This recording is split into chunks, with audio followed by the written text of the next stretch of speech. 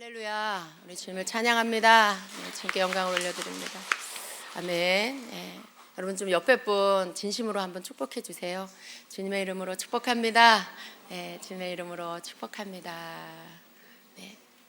우리가 항상 진심으로 뭔가를 할 때 그게 실제적인 역사가 일어납니다.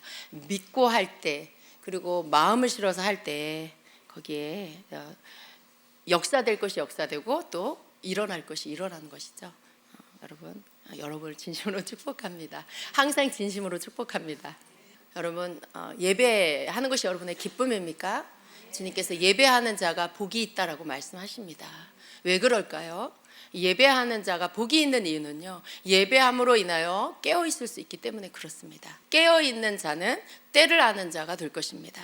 만일 우리가 깨어 있지 않는다라면 지금이 어느 때인지 알 수가 없습니다. 만일 우리가 예배 가운데 있지 않는다라면, 우리가 기도의 자리에 있지 않는다라면 지금이 어느 때인지 알 수가 없는 것입니다. 뉴스를 통해 전쟁의 소식을 듣고 사람들이 죽어가고 하나님의 눈동자인 이스라엘의 전쟁이 일어났다 해도 그저 듣고 그냥 또 잊어버리게 되는 일이 될 수 있어요. 우리가 예배 안에 있지 않고 기도 안에 있지 않으면 당장 오늘 내가 먹고 사는 일에 급급하게 됩니다. 내가 어떻게 하면 돈을 좀 더 많이 벌까? 어떻게 하면 좀 더 잘 살까? 이러한 일들, 나의 가족, 내 자녀들이 잘 되기를 바라는 이러한 일들에만 몰두하게 됩니다.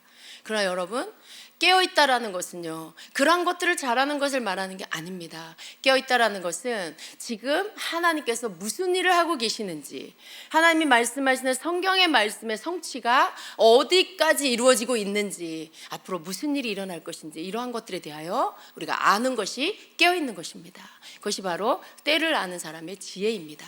근데 여러분, 우리가 그러한 때를 알고 그렇게 깨어있는 자가 되는 방법은요, 주님 앞에 예배하는 것이고 주님 앞에 기도의 자리에 머무는 것입니다. 그럴 때 우리가 하늘의 소식을 듣게 되고 우리에게 주시는 성령의 계시들을 듣게 되는 것입니다. 그것이 바로 이 땅에서 주님을 기다리는 성도의 삶인 것입니다. 여러분, 여러분의 삶의 태도가 어디에 있었든지 간에 이제 그 자리에 여러분 자신을 가져다 놓으시기를 축복합니다. 흐트러진 모습, 또 안일해진 모습, 혹은 세상 염려로 여러분 마음이 무거워졌다라면 이제 그러한 모든 것들을 옆으로 치우고 여러분 자신을 일으켜 주님 앞에, 여러분 자신을 기도의 자리에, 예배의 자리에 여러분을 가져다 놓으시기를 축복합니다. 우리의 모든 삶은요, 성도의 삶은 이렇게 습관적으로 예배하는, 예배에 왔다가 가고 왔다가 가는 이것으로만 내가 해야 할 일을 다 했다라고 생각하면 큰 오산입니다.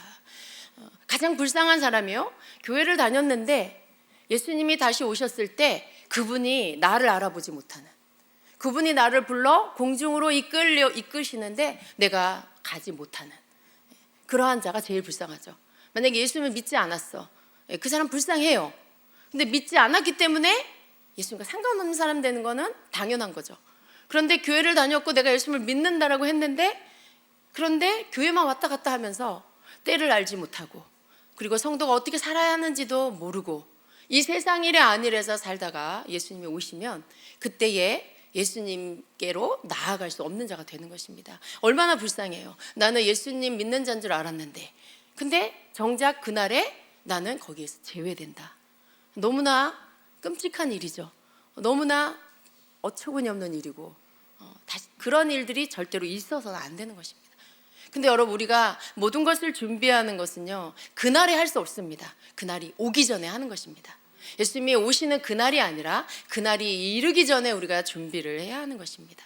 성경의 많은 곳에서는 예수님이 다시 오실 때를 말씀하고 있어요. 특별히 마태복음 24장에는 예수님이 다시 오실 때에 어떠한 일들이 일어날 것인가, 그것을 말씀하고 있죠. 마가복음 13장에도 그 말씀을 하고 있고 누가복음 21장에도 그 말씀을 하고 있습니다.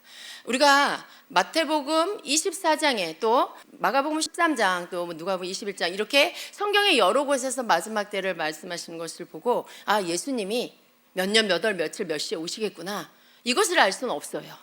그리고 그것을 알려고 하지 마세요. 여러분, 그것을 알려고 하는 것은요, 자칫 여러분 함정에 빠질 수 있어요. 그것이 중요한 게 아니에요. 왜냐하면 하나님께서 그것이 중요하면 그것을 성경에 기록해 놓으셨을 거예요. 그런데 그것은 종들도 모르고 아들도 모르고 아버지만 아신다라고 했어요. 그러니 우리는 그것을 모르는 게 당연한 것입니다. 그러나 그 날과 그 시간은 우리가 알 수 없지만 그 날이 가까워졌을 때 일어나는 징조들은 우리가 알 수 있습니다. 하나님께서 그 시간이 가까이 왔을 때 이 땅에 무슨 일이 일어날 것인지에 대해서 우리로 성경을 통해 알게 해 주셨습니다. 그렇기 때문에 세상 가운데서 일어나고 있는 일들을 보면서 우리는 지금 어느 때쯤에 와 있구나, 그리고 성경에 말씀하고 있는 부분들이 이쯤이구나라고 짐작할 수 있는 거예요. 그것을 알면 어떨까요, 여러분? 밤중에 도둑이 어느 때쯤에 들어온다라는 것을 주인이 알고 있으면 결코 도둑 맞지 않죠. 준비하고 있다가 그 도둑을 잡을 것입니다. 그런 것처럼 우리가 깨어 있다라면, 우리가 깨어 있어서 지금 일어나고 있는 이러한 상황들에 대해서 우리가 어떠한 이 시간대, 지금이 어느 때쯤이구나라는 부분들에 대해서 우리가 그 징조들을 통해 알 수 있다라면 우리는 그때를 대비할 수 있는 자가 될 것입니다. 여러분, 우리는 그러한 자가 되어야 합니다. 절대로 두려워하거나 불안해하는 자가 되어서는 안 됩니다. 주님을 사랑하는 여러분, 오늘 말씀을 통해서 하나님께서는 여러분이 예수님을 배반하지 않는 한, 여러분이 예수님을 등지고 떠나지 않는 한 하나님은 여러분을 버리지 않는다는 걸 믿으시기 바랍니다. 이스라엘 백성들이요, 하나님께 버림받은 이유, 멸망한 이유는 뭐예요? 하나님을 떠나 다른 신을 자기 신으로 섬겼기 때문에 그래요. 여러분이 예수 그리스도, 우리 하나님을 떠나 다른 신을, 예수님을 저버리고 다른 것을 여러분의 신으로 섬긴다라면 여러분은 버림받게 될 거예요. 여러분은 하나님과의 모든 언약이 파기될 거예요. 그러나 우리가 예수 그리스도를 나의 구주로, 하나님의 나의 주님으로, 나의 하나님으로 믿고 그 말씀을 쫓아 행하고 있다라면 여러분은 하나님께로부터 버림받지 않을 것입니다. 마태복음 25장에는요 열처녀의 비유가 나옵니다. 열처녀의 비유는요, 혼인잔치를 준비하는, 신랑이 신부를 데리러 오는 혼인잔치를 준비하는 신부의 집에서 일어나는 일입니다. 신랑을 기다리는 신부와 열처녀들이죠. 그 친구들이죠. 등불을 들고 신랑을 기다립니다. 밤중에 신랑이 옵니다. 누군가가 신랑이로다 맞으러 나오라 라고 외칩니다. 그 소리를 듣고 이제 나아가게 됩니다. 그런데 모두가 등불을 들고 또 그렇게 신랑을 맞으러 나아갔는데요, 거기에 차이가 있었습니다. 여러분, 열처녀의 비유 중에 5처녀는 예수님 믿지 않는 자고 5 슬기로운 처녀는 예수님을 믿는 자, 이러한 것이 아닙니다. 모두가 교회 안에 있는 사람들이에요. 다 예수님을 믿는 사람들이에요. 그런데 교회 안에서 미련한 5처녀가 있고 슬기로운 5처녀가 있다는 것이죠. 그것은 마지막 날에 그 모든 것들이 드러나게 될 것입니다. 모두가 예수님을 사랑하고 예수님을 섬겼어요. 또 예배하는 자로 있었을 거예요. 그렇기 때문에 신랑이 오는 때를 알고 그 때를 위해서 등과 기름을 준비하고, 그리고 그 소리를 듣고는 등불을 들고 나간 거죠. 여기에서의 차이는요, 미련함과 슬기로움의 차이가 뭐예요? 단 한 가지밖에 없어요. 슬기로운 처녀는 기름을 준비했다는 것이고, 미련한 5처녀는 등불은 준비했는데 여분의 기름을 준비하지 않았다라는 이 차이입니다. 이 차이로 한 무리는 미련한 자가 되었고 혼인잔치에 들어가지 못하게 되었고, 또 한 무리 5처녀는 슬기로운 자로 인정을 받고 그 혼인잔치에 들어가게 됐죠. 이것이 앞으로 교회 안에 일어날 일입니다. 이것이 성도들에게 일어날 일입니다. 우리가 말씀을 통해서요, 이러한 부분들에 대해서 우리가 더 관심을 가져야 돼요. 여러분, 이 성경을 읽으면서 나 그 말씀 다 알아, 설교로 많이 들었어, 슬기로운 5처녀, 미련한 5처녀, 열처녀의 비유지, 예수님이 다시 올 때 말씀이지. 근데 거기까지입니까, 여러분? 여러분, 거기까지 아는 건요, 교회 다니는 사람 다 알아요. 교회 다니는 사람은 누구나 다 알아요. 그럼 모두가 슬기로운 처녀일까요? 문제는 그렇지 않다라는 게 문제죠. 미련한 5처녀가 되느냐, 슬기로운 5처녀가 되느냐는 이 말씀을 묵상하고 그리고 여러분이 어떻게 하느냐에 대한 태도에 달려 있는 것입니다. 하나님께서 이 말씀을, 예수님께서 이 말씀을 하신 이유는요, 우리에게 이 말씀을 통해서 너희가 그날 밤중에 신랑이 올 때, 신랑을 맞으러 나갔을 때 신랑을 맞이할 수 있는 준비가 되라고, 그 준비를 하라고 이 말씀을 주시는 거죠. 그럼 우리는 이 말씀을 통해서 열처녀의 비유를 내가 안다는 지식 안에 이 안에 이 말씀을 넣어두는 게 아니라, 이 말씀을 통해서 5처녀, 슬기로운 5처녀가 되려면 어떻게 해야 되냐를 여러분이 알아야 합니다. 슬기로운 다섯 처녀, 여분의 기름을 준비한 그 슬기로운 다섯 처녀가 되는 방법은 뭘까요? 그것은 여러분 뭘까요? 여러분, 우리가 깨어서 주님 앞에 기도의 자리에, 예배의 자리에 있는 것은요, 언제나 하나님께로부터 오는 성령의 계시들을 받을 수 있는 통로가 됩니다.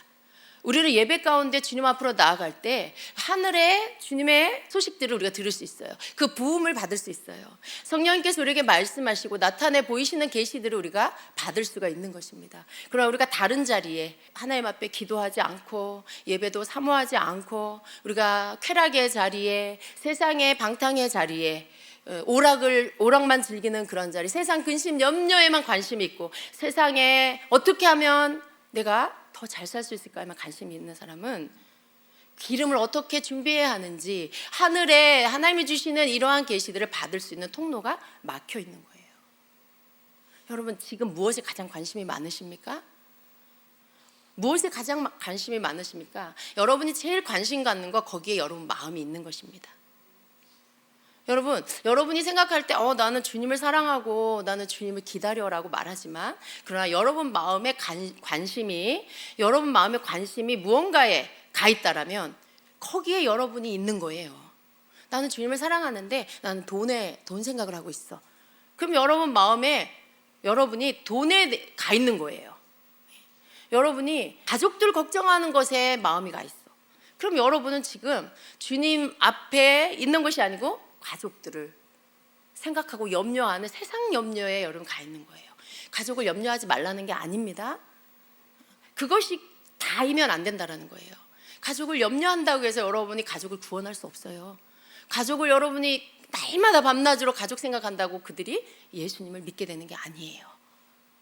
하나님 앞에 나와 예배함으로, 그들을 주님 앞에 올려드리고 기도함으로, 그들의 구원을 위해서 기도함으로 하나님이 이루어 주시는 일이죠. 우리가 어떤 하나님의 일을 이루기 위해서는 이 세상 것에 내가 몰두하면 안 된다는 것입니다. 이 세상 것에 너무 몰두하면 내가 교회를 다니고 하나님 사랑하고 하나님 섬기는 것 같지만 정작 내가 섬기는 것은 내가 몰두가 하고 있는 이 땅의 것이라는 걸 알아야 합니다. 우리는 그렇게 해서 기름을 준비할 수 없어요. 이 미련한 다섯 처녀가 속은 게 뭔 줄 아세요? 나는 주님을 사랑하고 신랑이신 주님을 맞이할 준비가 됐어라고 생각한 것입니다. 등불을 들고 있었기 때문에, 등불을 준비해 놓고 있었기 때문에 나는 주님 맞을 준비가 되어 있어라고 착각한 것입니다. 그런데 문제는 뭐예요? 신랑이 빨리 오지 않았어요. 이때쯤 오시겠지라고 생각한 거죠. 그러나 그때 오시지 않았어요. 언제 오실지 우리는 알지 못합니다. 이 열처녀는 신랑이 언제 올지 모르는 거예요. 그런데 기름도 준비하지 않고 달랑 등불 안에 들어있는 기름만 가지고 신랑을 기다리려고 했죠. 이거면 되겠지. 내가 그냥 교회만 다니고 있으면 되겠지. 내가 그냥 주일만 잘 지키고 있으면 되겠지. 이런 것들. 여러분, 그냥 내가 11조만 잘하고 있으면 되겠지. 굉장히 아니란 생각이죠. 그냥 등불에 기름만 준비하고 있는 모습과 같은 거예요. 그러나 여러분, 이 말씀에서 우리에게 교훈하고 있는 것은요, 단지 네가 교회만 다니고 있으면 돼 라고 하는 게 아니에요. 우리는 등불의 기름뿐만 아니라 여분의 기름을 준비한 그 슬기로운 자들이 어떻게 여분의 기름을 준비했을까, 어떤 생각으로 그 생각까지 할 수 있었을까, 이런 부분들을 알려고 해야 합니다. 여러분, 우리가 주님 앞에 이 말씀을 묵상했다라면 무슨 기도를 해야 하냐면 그 기도를 해야 돼요. 하나님, 왜 이 슬기로운 다섯 처녀는 어떻게 미리 기름을 준비하는 것들을 생각할 수 있었어요? 어떻게 그들은 그 기름을 준비했고 어떻게 하는 게 기름을 준비하는 거예요? 라고 우리는 그것을 주님 앞에 물어야 합니다. 기도해야 하는 거예요. 여러분이 이 말씀을 묵상하고 이 말씀 속에 하나님께서 여러분에게 주시고자 하는 그 답을 얻으려고 하는 바른 질문을 드리면 주님께서 여러분에게 그 답을 주십니다. 어떻게 기름을 준비해야 하는지, 왜 기름을 많이 준비해야 하는지를 그 답을 주시는 거예요. 그런데 만약에 여러분이 그런 것에 별로 관심이 없어, 그냥 말씀을 읽었는데도 여전히 여러분의 기도는 하나님 사업이 잘 되게 해주시고 우리 가족들 주님 건강으로 지켜주시고 우리 자녀들 잘 되게 해주시고, 그 기도가 나쁘다는 건 아니에요. 그런데 온통 거기에만 관심이 있고 여러분의 기도 내용은 다 그것만 있어. 여러분, 그러면요, 성령님께서 이 말씀 속에 주시고자 하는 어떤 계시들을 내가 받을 수가 없어요. 하나님, 우리 자녀 좋은 학교 가게 해주세요. 물론 그 기도 하세요. 좋아요. 근데 그 기도를 하고 있는데 주님께서 너 기름을 준비하려면 예배 드리고 항상 깨어 기도해야 돼. 주님이 내가 이 기도를 했는데 저런 응답을 주시진 않잖아요. 그죠? 하나님, 우리 남편이 잘 되게 해주세요. 기도해. 근데 너 기름을 준비하려면 깨어 있어야 돼. 이게 말이 안 되잖아요. 내가 드리는 기도의 방향과 주님이 내게 주시는 응답이 일치하지 않아요. 동문서답이에요. 그런데 문제는 뭐냐? 하나님이 이런 응답을 우리에게 주시지 않아요. 내가 그런 걸 알려고 해서 질문을 할 때 그 응답을 주세요. 내가 다른 기도에 심취되어 있고 거기에 몰두해 있는데 내가 이때에 들어야 할 그 계시들을 나에게 주시지 않는다는 거예요. 그렇기 때문에 두려운 거죠. 그렇기 때문에 우리가 말씀을 보되 집중해서 봐야 되고요. 기도하면서 봐야 되고요. 거기에서 성령이 내게 질문할 거리를 주세요. 궁금해지게 만들어 주세요. 묵상이란 그런 거예요. 질문이 와요. 성령님께로부터. 내가 알아야 할 것들에 대해서 궁금증을 갖게 하시고요. 거기에 대해서 질문하라고 하시는 거예요. 그럼 우리가 그 질문을 주님 앞에 드리면 거기에 대한 답을 성령께서 말씀해 주시는 거죠.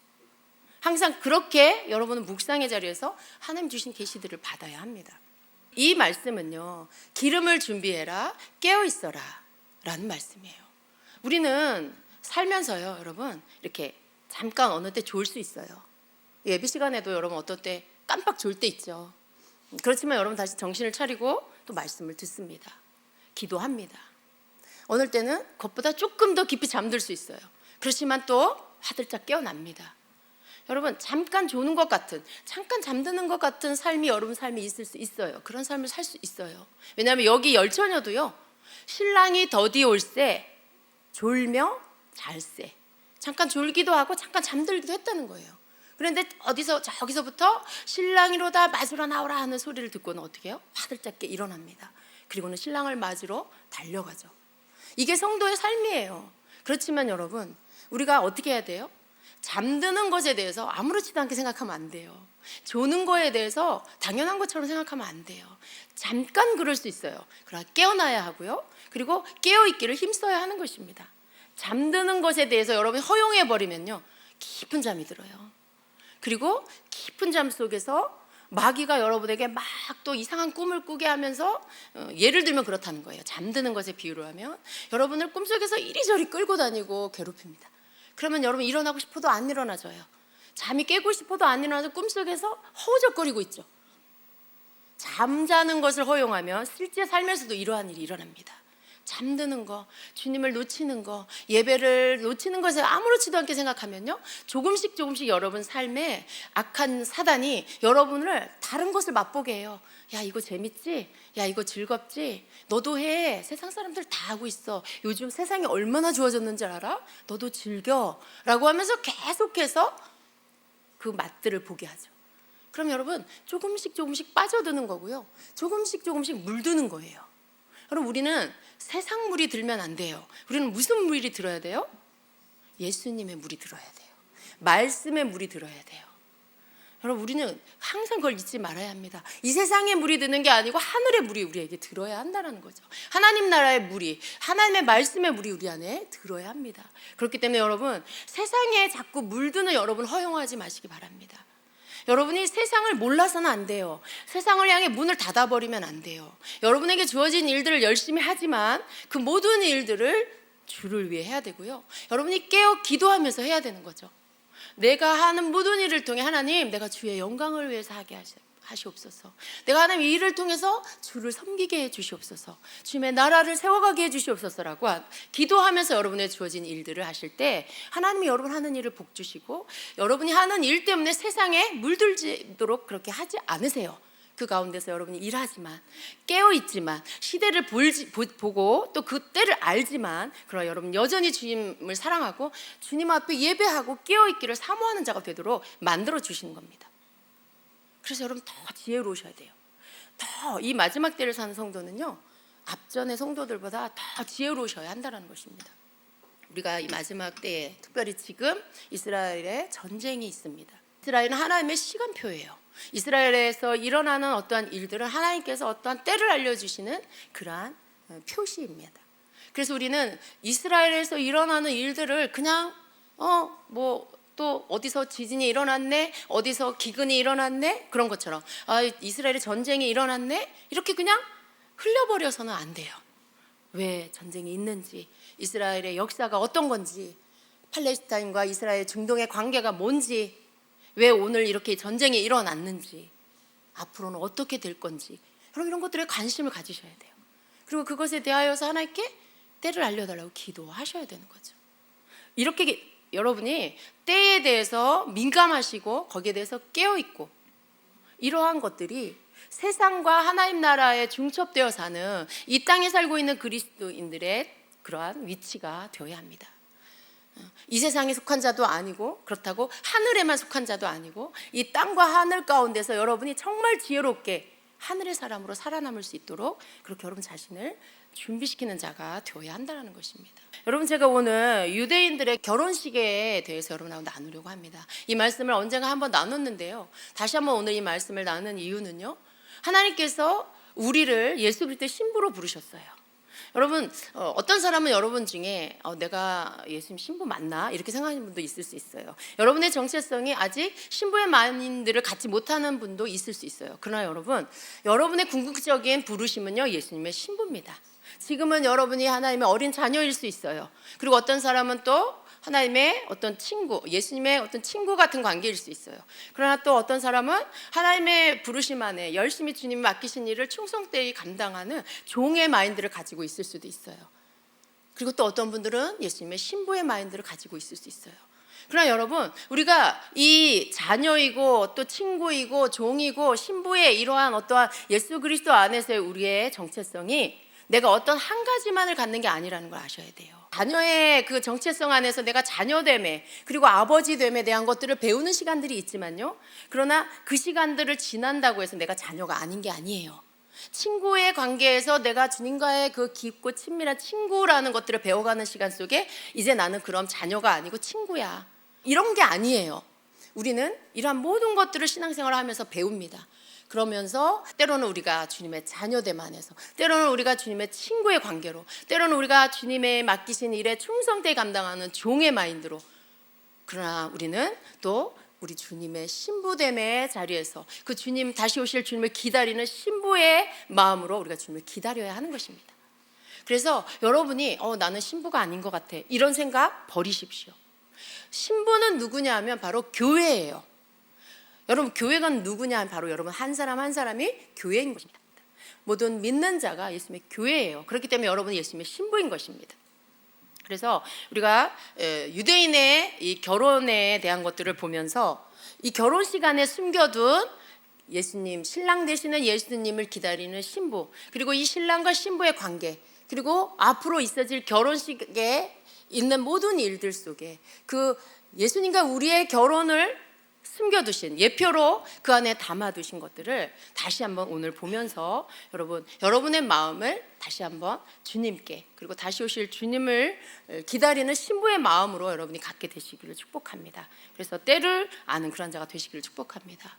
여러분, 이 유대인의 결혼식에 가장 먼저 하는 일은 뭐냐면, 이제 신랑의 아버지가 대리인을 신부의 집에 보냅니다. 신랑과 함께 신부의 집에 보냅니다. 그리고 이 대리인은 신부의 집에 가서 신랑과 신부의 이 정혼식을 하게 됩니다. 하나님께서 이 땅에 예수님의 신부를 찾기 위해서 대리자를 보내주셨어요. 그분이 누구세요? 바로 성령님이십니다. 성령님은 그리스도의 신부를 찾으시고 또 그 신부를 단장시켜 주시는 일을 하십니다. 신랑의 아버지인 이 대리인이 갈 때 그 아버지가 케투바를 가지고 보냅니다. 이 케투바는 바로 결혼 언약서라는 것이죠.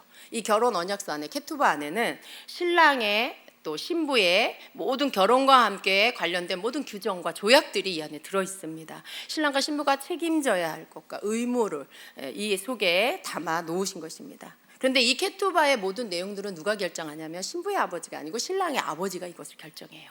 이게 무슨 말입니까? 여러분, 성령님을 이 땅에 보내주신 대리자로 우리에게 보내셨죠. 그리고 우리에게 케투바를 주셨어요. 그게 뭐냐면 바로 성경 말씀입니다. 이 성경 말씀 안에는요, 우리에게 주시는 모든 언약의 약속이 들어있고요, 또 우리가 하나님 앞에 어떻게 살아야 하는지에 대한 말씀이 들어있어요.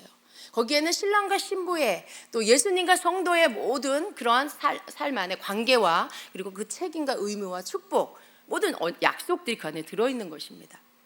대리자가 이것을 가지고 오고요. 그리고 이 케투바에 있는 이러한 것들을 이 신부에게 읽어주는 것입니다. 그리고 그 모든 내용들을 이제 신부는 듣는 것이죠. 그 안에 이런 내용들이 있는 거예요. 신랑이 신부를 끝까지 사랑하고 책임을 지겠습니다. 신부를 위해 헌신하겠습니다. 신부의 삶의 모든 필요를 내가 공급하겠습니다. 이런 어떤 그러한 책임지는 내용들, 사랑을 약속하는 그런 내용들이 들어있는 거죠. 그러면 이것이 신부가 이것을 다 듣고는요. 그 다음 어떻게 하냐면 결단해야 합니다. 결정해야 합니다. 내가 그것을 받아들이겠습니다. 라고 하는 결정을 하게 됩니다. 그렇게 되면 이제 신부는 자기 자신을 이제는 구별시켜야 돼요. 이제는 다른 사람과 이성교제 할 수 없어요.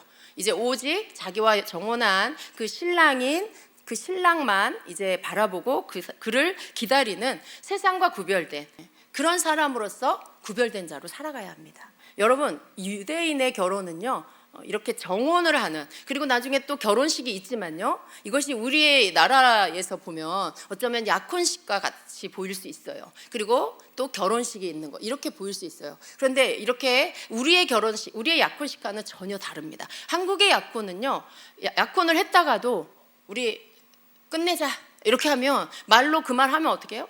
둘이 합의하면 끝나는 거예요. 합의 안 해도 끝나겠죠. 한 사람이 헤어지자고 하는데 누가 그냥 그 관계를 유지할 수가 있겠어요? 한국의 약혼은요, 결혼을 약속했다가도 이렇게 깨질 수가 있는 거예요. 그런데 유대인의 이 정혼식은요, 그렇지 않습니다. 결혼식과 똑같은 그러한 효력을 발휘합니다. 그래서 결혼을 했고 부부가 된 거예요. 단 한 가지 남아있는 게 뭐냐면 이제 함께 살지는 않는다는 거죠.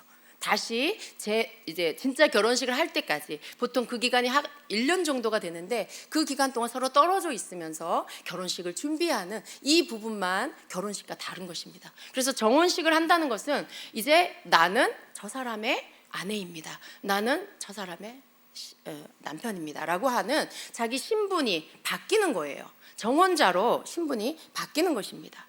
그래서 이것을 받아들이게 되면 이제 그 다음 절차가 뭐냐면 값을 지불하게 됩니다. 모하르라고 하는데 이것을 신랑 측에서 신부 측에 이것을 지불하게 됩니다. 신부를 데려가는 대가의 그 값입니다. 근데 이것은요, 작은 금액이 아니고 굉장히 큰 액수가 치러지게 됩니다. 여러분, 우리나라는 이런 게 없잖아요. 그런데 중동 지역에 또 이스라엘 유대인의 결혼식 안에는 이런 게 있습니다. 그런데 하나님께서 이러한 것들을 넣어 놓으신 것 안에 우리가 참 영적이다라는 것도 생각해 볼 수 있죠. 예수님이 우리를 신부로 사실 때 값을 치르셨어요. 그것은 다른 것이 아니고요, 바로 십자가에서 예수님의 생명을 내어주는 그 생명값의 대가를 치르고 우리를 피로 사신 것입니다. 이렇게 예수님은 우리를 신부로 값을 치르고 사신 것이죠. 그 어떤 유대인의 결혼에서 치르는 신부의 값을 치르는 대가보다도 가장 비싼 생명값을 치르고 예수님은 우리를 신부로 사신 것입니다. 신부는요, 이렇게 자기가 이것을 받아들이겠다라고 이제 결정을 하고요. 그 다음에 뭐를 하냐면 이제 신부에게 포도주 잔을 줍니다. 그러면 이 신부는 나는 이 모든 내용들을 내가 받아들이겠습니다. 나는 저 신랑의 정혼자가 되겠습니다. 저 사람과 결혼하겠습니다라는 그것을 나타내주는 표로 뭘 하냐면 이 포도주의 잔을 마십니다. 이걸 마시게 되면 이제 모든 결혼 언약의 내용들이 체결이 되고 이제는 그것이 이제 완전하게 체결이 되는 것입니다. 그렇게 되면 그때 이제 이 값을 이제 신부 측에 전달하게 되는 거죠. 그리고 나면 이제 이 신랑은 이렇게 외칩니다. 다 이루었다. 모든 것이 지불되었다라고 외치게 됩니다. 어디서 많이 들어본 말씀이죠, 여러분. 신랑이 신부를 사는 값을 치르고 나서 외치는 말씀이 뭐예요? 다 이루었다. 예수님께서 십자가에서 하신 말씀입니다. 요한복음 19장 30절에 예수께서 신포도주를 받으신 후에 이르시되 다 이루었다 하시고 머리를 숙이고 영원히 떠나가시니라. 예수님께서 생명값을 다 치르시고 모하르를 치르시고 나서 다 이루었다라고 말씀하신 거예요. 그리고 나서 이제 신랑은요, 아버지 집으로 돌아갑니다. 자기 아버지 집으로 돌아갑니다. 이제 돌아가서 뭘 하냐면 자기가 신부와 함께 거할 집을 마련하게 됩니다. 여러분, 예수님도 동일하게 십자가 지시고 죽으시고 부활하시고 그리고 하나님 아버지께로 돌아갔죠. 그러시면서 뭐라고 말씀해요?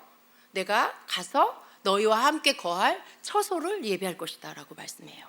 내가 너희를 위하여 거처를 예비하러 가노니 가서 너희를 위하여 거처를 예비하면 내가 다시 와서 너희를 내게로 영접하여 나 있는 곳에 너희도 있게 하리라, 이렇게 말씀하시죠.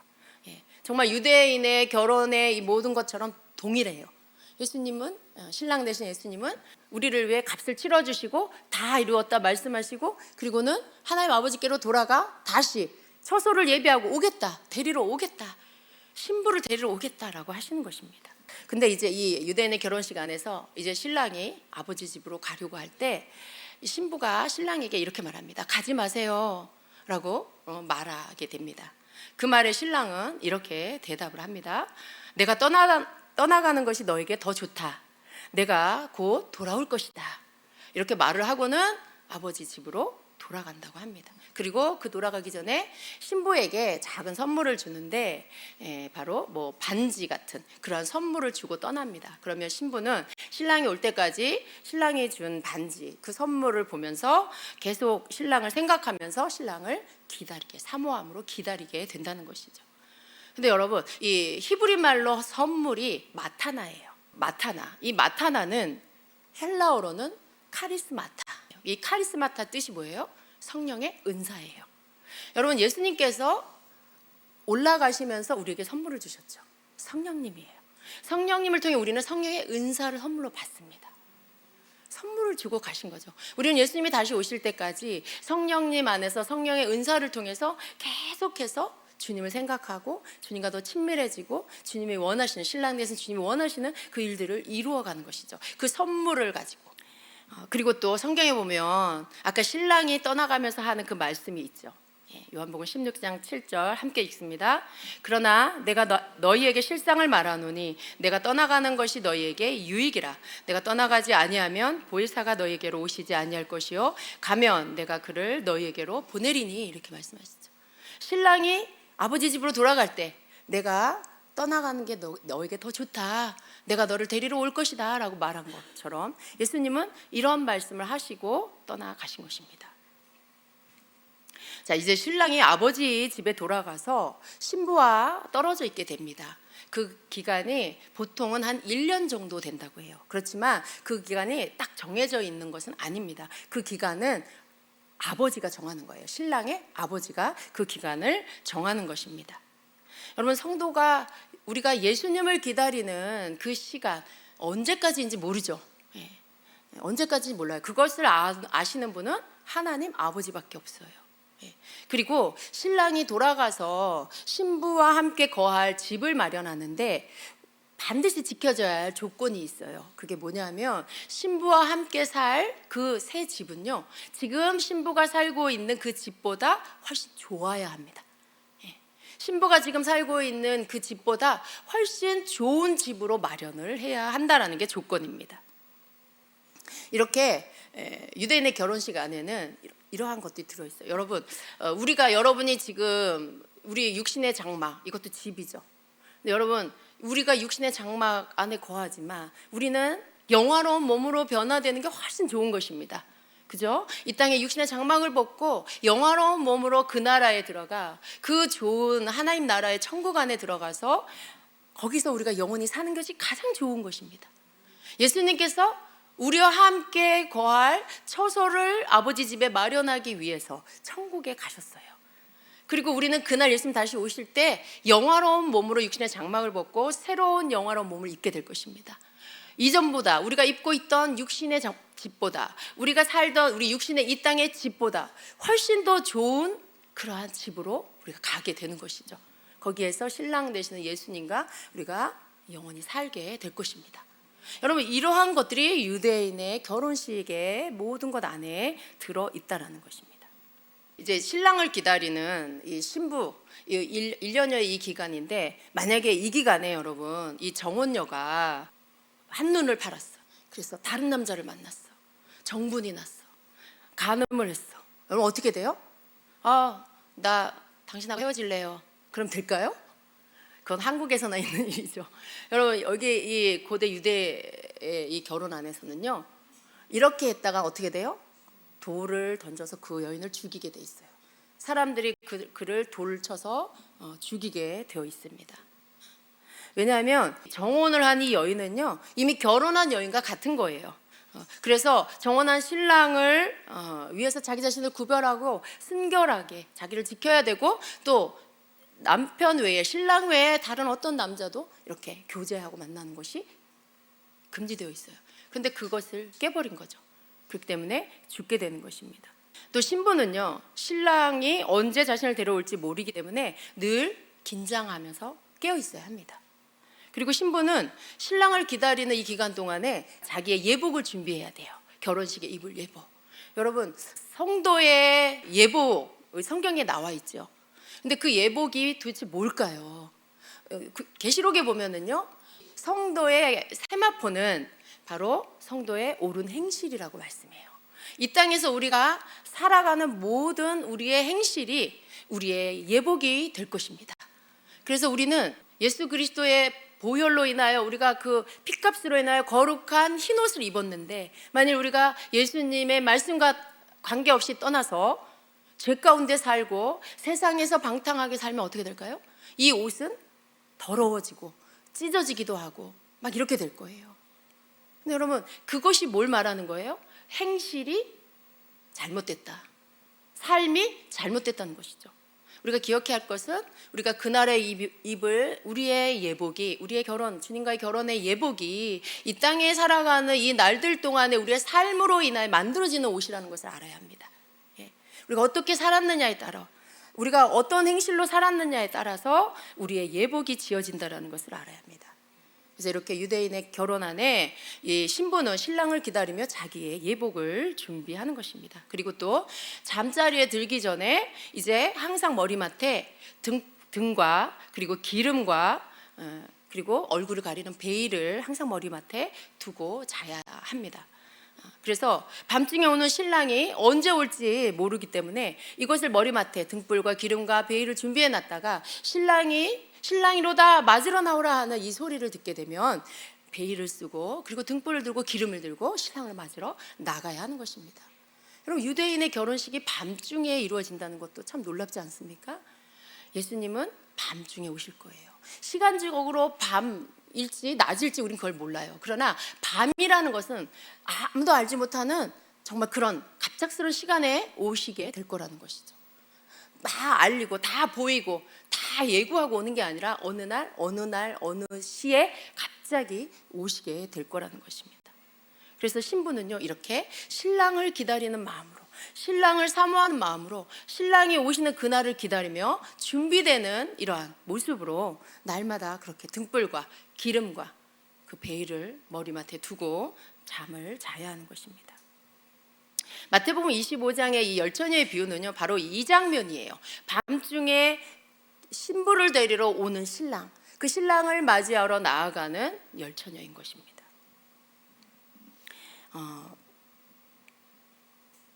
여러분, 이 열처녀가 비유하는 건요, 이 땅에 있는 모든 믿는 자예요. 열이라는 숫자는 완전수입니다. 모든 그리스도인, 그 가운데 어떤 이들은 슬기로운 자 안으로 들어갈 것이고, 그 가운데 어떤 이들은 미련한 처녀가 될 건데요, 우리는 이 말씀을 미리 알았어요. 그럼 우리는 준비하는 자가 되어야 합니다. 유대인의 결혼 그 안에서 신부가 신랑을 기다리는 것처럼 우리는 그렇게 신랑을 기다리는 슬기로운 다섯 처녀의 자세로 살아가야 한다는 것입니다. 이제 때가 됐어요. 결혼식을 이제 진짜 결혼식을 올려야 할 때가 가까이 오고 있어요. 그때가 되면 이제 신랑에 있는 주변의 친구들이 신랑에게 이렇게 말합니다. 야, 너 신부 이제 데리러 갈 때 되지 않았어? 언제 갈 거야? 라고 이렇게 묻습니다. 그러면 그때 신랑이 친구들에게 하는 말이 있어요. 그때 이런 말을 합니다. 얘들아, 그날은 아무도 몰라. 그날은 종들도 모르고 나도 모르고 아버지만 아셔. 그날은 종들도 모르고 아들도 모르고 아버지만 아셔 라고 말을 합니다. 여러분, 이 말이 성경에 있지 않습니까? 마태복음 24장 36절에 예수님께서 그 말씀을 하시죠. 그러나 그날과 그때는 아무도 모르나니 하늘의 천사들도 아들도 모르고 오직 아버지만 아시느니라 라고 말씀해요. 하나님께서요 정말 자상하게 유대인의 결혼의 그 풍습 안에 예수님이 다시 오실 때의 그 모든 것들을 다 넣어 놓으셨다라는 거예요. 신랑은요 신부를 데리러 갈 그날을 사모하고 기다립니다. 이제 함께 살 집도 이렇게 마련하고, 아버지가 이렇게 보니까 아들이 이제 좀 준비가 된 것 같아요. 집도 다 준비되었고, 그러면 이제 어느 날 갑자기 아들을 불러서 이렇게 말합니다. 아들아, 이제 신부를 데리러 가거라 라고 합니다. 그러면 이제 그날 밤에, 밤에 보통 그 말을 하는 게 밤이에요. 그러면 신랑은 신부를 데리러 친구들과 함께 간다라는 것이죠. 바로 이날이요 성경에서 말하는 예수님이 신부를 데리러 오는 공중 강림하시는 날입니다. 그날이 될 것입니다. 신랑과 친구들은 횃불을 들고 신부의 집 동네에 밤중에 오게 됩니다. 그때 누군가가 이렇게 신랑이로다 맞으러 나오라 라고 하는 거예요. 깜깜한 밤이에요. 그런데 저기서 이렇게 뭔가 불빛이 보이겠죠. 횃불을 들고 오니까. 그러면 누군가가 외치는 거죠. 이쪽에서 준비를 맞으러 나가는 준비를 해야 하니까 신랑이로다 맞으러 나오라, 이렇게 신랑이 오고 있다 이렇게 외친다는 것이죠. 그러면 신부는 그 친구들과 함께 신랑을 맞으러 등불과 기름을 들고 나아가는 것입니다. 그리고 신랑은 신부를 만나서 이제 그 신부를 데리고 아버지 집으로 갑니다. 그런데 신부를 데리러 갈 때에 또 이 모습이 있어요. 신부를 데리고 이제 어깨 동무를 하고 가는 게 아니에요. 팔짱을 끼고 가는 게 아니에요. 신부를 어떻게 데리고 가냐면 이렇게 낚아채듯이, 이렇게 납치하듯이 낚아채듯이 신부를 들어 올려서 그렇게 신부를 데리고 간다고 합니다. 참 이것도 참 여러분 놀랍지 않습니까? 한국적으로 생각하면 이해가 좀 안 돼요. 우린 그런 일들이 없잖아요. 그런데 유대인들의 결혼 속에서 신랑이 신부의 집에 와서 신부를 데리고 갈 때 이러한 모습으로 신부를 데리고 간다라는 거죠. 여러분, 우리가 이 모습 안에서 예수님이 다시 오실 때 신부인 성도들을 데리고 가실 때 그 모습을 연상할 수 있어요. 우리는 공중으로 끌어올림을 받을 거예요. 낚같이 올라가는 휴거가 있을 것입니다. 그래서 예수님은 당신의 신부들을 끌어올려 위로 끌어올려서 납치하듯이 위로 끌어올려서 그렇게 데리고 가신다는 겁니다. 신랑은 이제 신부를 데리고 가서 아버지 집에서 결혼식을 올립니다. 이때 신랑은 포도주를 마시고 그리고 그 잔을 발 밑에 놓고 밟아버립니다. 그러면 포도주 잔이 완전히 다 박살나겠죠? 이 행동이 의미하는 게 있는데요. 이 행동이 의미하는 것은 바로 이런 뜻입니다. 이제 되돌릴 수 없다라는 뜻이에요. 모든 언약이 완전하게 체결이 되었고 이제는 되돌릴 수 없다라는 것을 뜻하는 것입니다. 여러분, 우리가 주님 다시 오시고 그리고 우리는 영화로운 몸으로 바뀌고 그리고 그 나라에 주님의 그 혼인잔치, 주님과 함께 그 혼인잔치에 들어가게 됐을 때 모든 것들이 완성되는 것이죠. 구원의 모든 역사들이 이루어지는 것입니다. 그 이후에도 또 몇 가지가 남아있지만 이때 끌림받고 올라간 성도들은 더 이상의 어떠한 것들은 없습니다. 오늘은 그 부분은 다루지 않겠습니다. 그리고 이 유대인의 결혼식은요, 흰 천막 아래에 두 사람이 그 안에 서서 결혼식 올리게 됩니다. 근데 이 천막, 이 덮개, 후파라고 합니다. 덮개라는 뜻입니다. 그리고 신부는 자신에게로 이렇게 다가오는 신랑, 그 신랑을 향해서 노래를 부르는데 무슨 노래를 부르냐면 바룩하바 베시엠 아도나이, 이 찬양을 부릅니다. 오늘 우리 아까 이 찬양 불렀죠? 주의 이름으로 오시는 자가 복이 있으며 라는 이 찬양을 신부가 신랑을 향해서 부르게 됩니다. 그리고 7일 동안의 혼인잔치가 이어지게 됩니다. 이것이 유대인의 결혼 예식입니다. 여러분, 유대인의 이 결혼 예식은요, 여호와의 절기 안에 이 초막절하고 연결이 되어 있습니다. 이 초막절에 사람들은 바룩하바 베셈 아도나이의 이 찬양을 부릅니다. 이것이 성경에 나와 있는데요. 요한복음 12장 12절 13절에 보면은 그 이튿날의 명절에, 이때가 바로 초막절인 거죠. 온 큰 무리가 예수께서 예루살렘으로 오신다는 것을 듣고 종려나무 가지를 가지고 맞으러 나가 외치되 호산나 찬송하리로다 주의 이름으로 오시는 이 곧 이스라엘의 왕이시여 하더라 말씀해요. 바로 이 초막절에 이미 신약에 예수님이 다시 오시는, 예수님이 오시는, 이것은 물론 초림이지만 여러분 이때에도 이미 이 예표가 들어 있는 것입니다. 이 초막절 때 하나님께서 명하신 게 있어요. 그 초막절 첫날에 4종류의 식물을 가지고 하나님 앞에 흔들며 하나님을 즐겁게 하라고 말씀했어요. 근데 그 4종류의 식물이 뭐냐면 바로 종려나무 가지와 그리고 아름다운 나무 실과와 무성한 가지 그리고 신의 버들가지를 흔들어 보이면서 여호와를 즐거워하라고 하셨어요.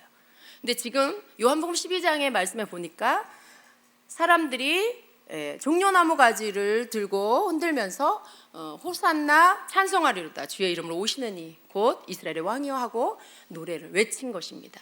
이것이 이스라엘 또 예수님을 믿는 모든 성도들과 신랑 되시는 예수님의 어떤 그 결혼, 예수님 다시 오실 때 주님 앞에 주님을 맞으러 나아가는 신부의 모습인 거죠. 그러면 예수님이 언제 오실까 좀 궁금해지기도 하죠. 여러분, 그것은 우리가 뭐라고 딱 단정할 수 없어요. 이것은 더 많은 것들이 증명되어야 합니다. 근데 우리 중요한 건 뭐냐면 우리는 어느 날 갑자기 오시는 그 주님을 맞이하여 우리가 준비된 자로서 있다가 그 주님께로 끌림을 받고 그리고 공중에서 주님을 맞이하게 될 것입니다. 이것이 바로 이 결혼식 마지막 부분에 그 후파 아래에서 선 신랑과 신부의 모습을 연상케 하죠. 하나님의 영광 아래에서 그 공중에서 주님과 함께 우리가 혼인잔치에 들어가게 될 것입니다. 예수님께서 다시 오시는 것에 대해서 우리가 항상 생각해야 합니다. 우리의 삶이 이 땅에서 너무 편안해서도 안 돼요. 그러면 안일함에 빠집니다. 또 우리의 삶이 너무 또 힘겨우면 어때요? 마음이 두려워지고 불안해집니다. 그렇지만 여러분, 이 땅에서의 삶은 영원한 것이 아니라는 것을 항상 생각하고 살아야 돼요. 여러분, 우리가 죽음이 두려운 이유는 뭐예요? 천국에 갈 확신이 없기 때문에 그래요. 죽음이 결코 끝나는 것이 아니고 죽음 이후에 천국이 있고 지옥이 있다는 것을 믿는 자. 그런데 나는 예수님을 믿고 하나님의 자녀가 됐어, 나는 구원받았다라고 믿는 자는 어때요? 죽음 이후에 내가 끝나는 게 아니고 영원한 하나님의 나라로 이사 간다는 것을 믿기 때문에 두려워하지 않아요.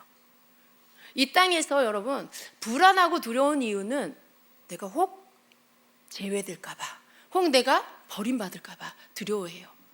근데 여러분, 아까 우리가 결혼 예식 안에서 보셨죠? 신랑의 아버지가 이 파혼 소송을 신랑의 아버지만 할 수 있는데 우리 하나님 아버지는요, 우리가 예수님을 버리지 않는 한 우리를 버리지 않아요. 우리가 예수님을 배반하지 않는 한 우리를 버리지 않으신다는 걸 믿으시기 바랍니다. 잠깐 여러분이 잠깐 졸 수도 있고 잠깐 잠들어도 깰 수도 있지만요, 그러한 여러분의 모습 때문에 불안해하지 마시기 바랍니다. 여러분, 언제나 주님 앞에 깨어 일어나서 나를 살피고 정결케 하며 회개로 주님 앞에 나아가는 것, 이게 주님을 기다리는 신부가 항상 자신을 돌아보며 해야 할 일들입니다. 그러한 어떠한 세상 가운데서 나의 정결함을 지키는 것, 이것이 신부가 해야 할 일입니다. 우리는 지금 이스라엘과 하마스의 전쟁을 보고 있습니다. 그 전쟁을 보면서 여러분, 우리는 안일해서는 안 돼요. 그냥 많은 재난의 소식, 전쟁의 소식 중에 하나구나 이렇게 생각해서도 안 됩니다. 하나님, 이스라엘에 일어난 이 전쟁이 무엇을 의미합니까? 그리고 우리는 또 어때야 될까요? 그것을 계속해서 예의주시해서 봐야 합니다. 어떻게 되어가는지, 정말 지상전을 일으키는지, 그리고 이 전쟁이 확전되어서 더 이것이 이제는 그 주변 국가까지 번지는 것인지, 이러한 일들에 대해서 여러분 우리가 생각해 봐야 합니다. 이것이 만약에 이스라엘과 하마스의 전쟁으로 끝난다라면 정말 다행히도 그 안에서 또 하나의 어떤 그런 교전으로 끝날 것입니다. 그러나 이것이 지상전이 되고 이란이 개입하게 되고 미국이 개입하게 되고 그래서 이게 이슬람 국가와 이란을 지지하는 이 땅의 그런 모든 나라들이 이란 편에 서고, 또 이스라엘을 지지하는 나라가 미국과 함께 이스라엘 편에 서고, 그럼 어떻게 돼요? 온 세상의 모든 국가들이 두 개로 나뉘어지고, 결국 이 전쟁의 시발점으로 어떻게 될 수 있어요? 세계대전, 제3차 세계대전도 일어날 수 있는 이러한 일이라는 거죠. 그러니까 이 전쟁이 더 커지면 어디로 튈지를 모르는 거예요. 우리가 이 전쟁에 깨어서 주시하고 기도해야 하는 이유는요, 이 전쟁의 끝이 어디일까 우리가 그것을 알지 못하기 때문입니다. 만일 이것이 세계 전쟁으로 간다면요, 모든 시간이 빠르게 돌아갈 것입니다. 어쩌면 하나님께서 성경의 카운트다운을 시작하게 하신 7년 대환란이 아주 임박하게 와 있을 수가 있어요. 여러분, 7년 대환란이 시작되면 어떻게 될까요? 거기서부터 7년이란 기간은 정해진 시간이에요. 7년이란 기간은 언제 오실지 모른다 이게 아니고, 7년 기간 안에 일어날 일들이 성경에 기록되어 있고요. 그리고 어느 때쯤에 예수님이 오시는 것을 우리는 성경에 서로를 증명하는 것을 통해서 알 수가 있어요. 그러면 여러분, 남은 시간이 우리가 계산할 수 있는 시간이 된다는 걸 아셔야 돼요. 이스라엘은 지금 제3성전을 지으려고 모든 준비를 끝냈습니다. 그런데 이제 그 자리만 얻으면 돼요. 성전을 지을 자리만 얻으면 돼요. 어떤 전쟁 없이 그 성전 지을 자리를 다시 찾을 수는 없다고 봅니다. 그렇다면 그런 일들이 일어나는 어떤 시작 전조의 일일 수도 있어요. 지금 일어나고 있는 일이. 그럼 여러분, 우리는 더 깨어나야 합니다. 이스라엘이 어떻게 되는 걸까? 저 하마스가 어떻게 되는 걸까? 저 하마스를 통해 일으키는 이 전쟁을 통해 저 팔레스타인, 이 빼앗긴 황금돔 성전, 이것은 어떻게 되는 건가? 거기에 그것에 대한 논의가 있게 되는 건가? 그 자리를, 성전산을 가지고 빼앗으려고 하고 뺏기지 않으려고 하는 이 전쟁이 일어날 것인가? 왜냐하면 그게 너무 중요해요, 여러분. 여러분이 그걸 막 파헤쳐 알라는 게 아니라 관심을 가지시고 알려고 하셔야 한다는 것이죠. 여러분이 해야 할 일들은 뭘까요? 우리가 주님 앞에 뉴스를 통해서, 뉴스는 여러분 너무 믿지 마시기 바랍니다. 너무 반이스라엘적인 게 너무 많아요. 여러분, 우리는 어느 편에 서야 합니까? 하나님의 장자의 나라인 이스라엘 편에 서야 합니다. 왜냐하면 하나님께서 이스라엘을 붙들고 계시기 때문에. 이스라엘은 모든, 우리가 구원을 얻게 되는 게 어떻게 해요? 저들이 말씀을 받았고 그 말씀이 저들을 통해서 온 열방에 퍼졌어요. 그러니까 그 말씀을 듣게 되었고 믿게 되었고, 그리고 예수님을 믿게 되어 구원을 얻게 되는 거죠. 하나님은 이스라엘 백성들에게, 유대인들에게 모든 것이 샘플이 되게 하셨어요. 장자의 나라로 삼으셔서 모든 고통도 먼저 받게 하시고 모든 훈련도 먼저 받게 하시고, 그렇게 해서 모든 열방이 성경에 기록된 그 역사를 통해서 하나님을 알게 하신 것이죠. 우리는 저들이 지금 눈이 가려진 이유가 뭐예요? 모든 이방인의 충만한 수가 찰 때까지 하나님은 유대인들의 눈을 가려놓는다고 하셨어요. 지금 하나님의 말씀들이 성취되고 있고 이스라엘 백성들이 알리아로 이스라엘 땅에 돌아오고 있죠. 계속해서 하나님 말씀하신 일들이 이루어질 거예요. 이방인의 수가, 충만한 수가 차면, 그래서 이방인의 때가 끝나면 어떻게 될까요? 그때는 유대인이 구원을 받는 시간이 올 거예요. 근데 우리는 그때가 언제인지 알지 못하죠. 이렇게 이스라엘에서 일어나고 있는 이러한 일들을 통해서 지금이 어느 때인지를 우리가 알고 있어야 한다는 것입니다. 그래서 우리가 기도해야 할 것은 뭘까요? 하나님의 뜻이 이루어지기를 기도해야 하는 것입니다. 우리는 이스라엘과 예루살렘 평화가 있게 해달라고 기도해야 하는 것이고요. 또 이 전쟁을 통해서 이스라엘 유대인들이요, 마음이 가난해져야 돼요. 마음이 겸손해져야 돼요. 왜냐하면 저들은요, 누가 뭐라 해도 예수님이 메시아라는 걸 믿지 않아요. 예수님이 구원자라고, 하나님이 보내신 메시아라고 아무리 말을 해줘도요, 완고한 유대인들 안 믿습니다. 그 가운데 믿고 돌아오는 유대인들이 지금 계속해서 있습니다. 그런데도 여전히 더 많은 수가 예수님을 믿지 않아요. 저들이 고통 가운데서 마음이 가난해지면요, 복음을 들을 수 있는 시간이 올 거라고 믿습니다. 우리가 기도해야 할 건 뭘까요? 하나님, 유대인들의 마음이 가난해져서 예수와가 메시아인 것을 듣고 구원을 얻게 해주시옵소서. 그것을 믿는 자들이 될 수 있도록 하나님 그 마음을 만져주시옵소서. 들을 길을 열어주시옵소서라고 이스라엘의 유대인의 구원을 위해서 우리가 기도해야 할 것입니다. 또한 고통당하고 있는 그 팔레스타인 땅의 민간인들 또한 구원을 얻기 위해서 얻도록 우리가 기도해야 할 것입니다. 그리고 또 한 가지 더 기도해야 할 것은요, 이스라엘에서 일어나고 있는 이 전쟁을 통해 온 열방의 교회와 믿는 자들이 깨어나게 해달라고 기도해야 합니다. 여러분, 우리는 깨어나야 돼요. 하나님이 흔드시는 이 때에 우리는 깨어나야 돼요. 이 전쟁이 어쩌면 마지막 때로 더 들어가게 되는 알람일 수가 있어요. 여러분, 알람 소리 듣고 일어나야 되잖아요. 알람 소리 듣고 깨어나는 거잖아요. 그 알람 소리를, 이것이 알람이라면 듣고 깨어 일어나야 합니다. 하나님 흔들어 깨우시는 이때에 열방의 모든 교회와 믿는 자들은 깨어 일어나서 때를 알고 때를 분별하고 또 무엇을 해야 하는지를 알고자 자신을 이렇게 구별시키는 이러한 일들을 해야 합니다. 여러분 개인적으로 무엇을 해야 될까요? 이런 기도를 드리면서 우리가 하나님 앞에서 나 자신을 일깨워서 세워놓을 수 있는 것들을 해야 하는데, 그것이 뭘까요? 그것은 바로 누가복음에서도 또 마태복음에서도 또 마가복음에서도 말씀하고 있지만, 특별히 누가복음 21장 34절부터 36절까지의 말씀을 보면 이렇게 말씀하고 있습니다. 함께 읽습니다. 너희는 스스로 조심하라. 그렇지 않으면 방탕함과 술 취함과 생활의 염려로 마음이 둔하여지고 뜻밖의 그날이 덫과 같이 너희에게 임하리라.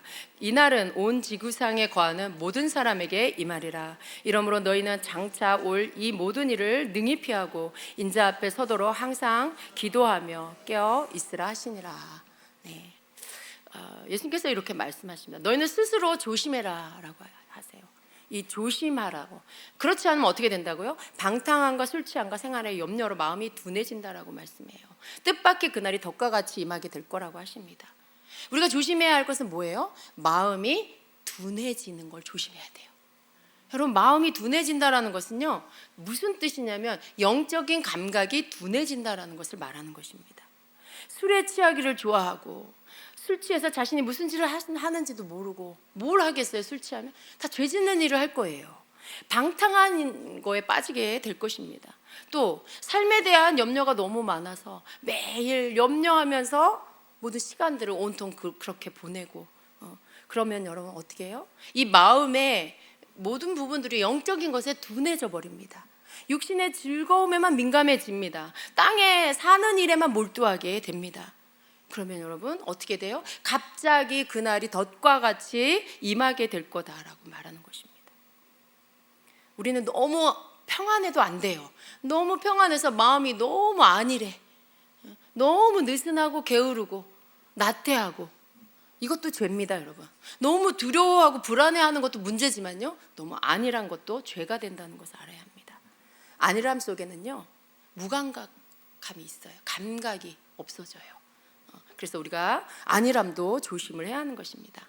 마지막 날에 마음이 둔해진 자들에게 갑자기 그날이 닥치게 될 거라고 했어요. 그래서 예수님 뭐라고요? 마음이 둔하여지지 않도록 조심하라고 말씀하시는 것입니다. 우리는 주님께서 뭐라고 말씀했어요? 그렇기 때문에 어떻게 하라고요? 이 모든 일을 능히 피하고 인자 앞에 서도록 항상 기도하며 깨어 있으라 말씀해요. 우리는 깨어 있어야 합니다. 우리가 깨어 있을 수 있는 것은 기도와 예배예요. 늘 여러분이 하나님 앞에 드리는 이 매일 드리는 예배, 상번제 여러분 아시죠? 이 개인 예배도 드려야 하고요. 그것을 통해 여러분 기도의 자리에서 늘 깨어 있으셔야 하고요. 그리고 함께 모이는 공동체 예배 안에서 예배를 통해 하나님께서 우리에게 알게 하시는 것들을 계속해서 부음 받아야 합니다. 이렇게 함으로 인해서 우리가 늘 깨어 있음으로 인해 우리가 그날을 대비할 수 있고 준비할 수 있고, 그때가 어느 때쯤인지 우리가 알아서 그때를 준비할 수 있는 깨어 있는 자가 될 수가 있는 것입니다. 여러분 그렇게 되시기를 축복합니다. 이때가 바로 우리가 깨어날 때이고요. 이때가 바로 우리가 때를 준비하는, 그 준비를 하는 때이라는 것을 여러분 믿으시고요. 여러분을 주님 앞에 가져다 놓으세요. 정직하게 하나님 앞에 기도하는 자가 되세요. 때로는 여러분 기도가 정직하지 않을 때가 있어요. 내가 슬그머니 나에 대해서 눈 감아버려. 뭐 이 정도는 괜찮지. 내가 교회 잘 다니고 있어. 그러면서 슬그머니 자기 자신의 진짜 모습에 대해서 눈을 감아버릴 수 있어요. 그러나 여러분, 이러한 말씀 앞에 여러분 거룩한 두려움을 가지시고요, 주님 앞에 여러분 자신을 진짜 여러분을 보시기 바랍니다. 내 안에 안일함은 없는가? 내 안에 이런 어떤 세상적인 것에 방탕한 것을 좋아하는 세상에 치우친 마음은 없는가? 여러분 그런 것을 정직하게 보시고 주님 앞에 정직하게 여러분 자신을 고백하시길 바랍니다. 그리고 그 부분들에 대해서 하나님 앞에 회개하세요. 우리가 하나님 앞에 정결하게 구별되게 그렇게 하나님 앞에 구별함을 받는다라는 건 딴 게 아니에요. 내 죄를 보고 내 잘못된 모습을 정직하게 보고 그것에 대하여 회개함으로 인해 하나님께서 우리를 씻어주시는 것들로 정결해지는 것입니다. 그렇게 위로부터 하나님이 인정해 주시는 정결함이 우리에게 임해야 하는 것입니다. 이때 여러분은 깨어서 기도하시고 예배 가운데서 여러분 깨어 계시고, 그래서 여러분 자신을 정결함 가운데 거룩한 신부로 주님을 기다리는 자들로 여러분 자신을 준비하시기를 예수님의 이름으로 축복합니다. 아멘. 우리 함께 기도하도록 하겠습니다.